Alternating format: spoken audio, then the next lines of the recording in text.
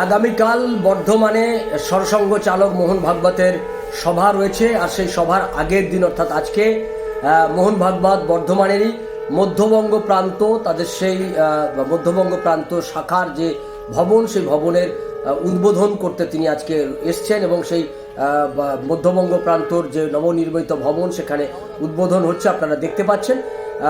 সেইটাই উদ্বোধন করার জন্য তিনি আজকে আছেন। তার বাইরেও তার আজকে কিছু কার্যক্রম আছে। তারপর আগামীকাল সেই মেঘাসভা, যে মেঘাসভাটা নিয়ে একটা বিতর্ক তৈরি হয়েছে, বিতর্কের জল শেষ পর্যন্ত হাইকোর্ট পর্যন্ত গিয়ে গড়িয়েছিল। হাইকোর্টে শেষ পর্যন্ত সব কিছু মীমাংসা হয়ে আগামীকাল সেই জনসভা হবে।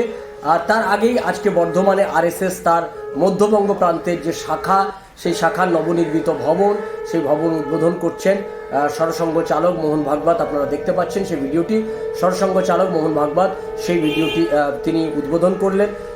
শঙ্খ বাজিয়ে, মহিলারা ফুল দিয়ে মোহন ভাগবতকে তাকে তারা সাদরে অভ্যর্থনা জানাচ্ছেন। অর্থাৎ এই যে আরএসএস অর্থাৎ সংঘ পরিবার তার যে শাখা প্রশাখা গোটা রাজ্যে বিস্তার করছেন, সেই তারা যে বিশ্বের সর্ববৃহৎ সামাজিক সংগঠন আরএসএস, রাষ্ট্রীয় স্বয়ংসেবক সংঘ, তারা এই রাজ্যেও তাদের যে সামাজিক কার্যকলাপ, সেই সামাজিক কার্যকলাপ তারা বিস্তার ঘটাতে চাইছে এবং সেই সামাজিক কার্যকলাপ যাতে তারা বিস্তার না ঘটাতে পারে সে কারণে নানান বাধা তৃণমূল কংগ্রেসের পক্ষ থেকে আসছে, এরকম অভিযোগও শোনা যাচ্ছে। তাদের নানান রকমের কর্মসূচিতে, ছোটোখাটো কর্মসূচিতে বাধা দান করা হচ্ছে। সেই বিষয়গুলো নিয়েও বারবার আলোচনা হয়েছে। মোহন ভাগবত তিনি ঐক্যের কথা বলছেন, যে জাতি যত বেশি ঐক্যবদ্ধ সেই জাতি তত বেশি সমৃদ্ধশালী, সেই বার্তাও তিনি দিয়েছেন।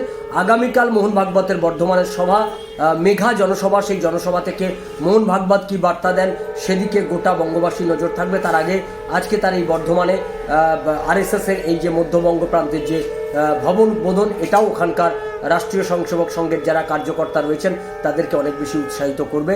আমরা এই সমস্ত বিষয়গুলোর উপর নজর রাখবো।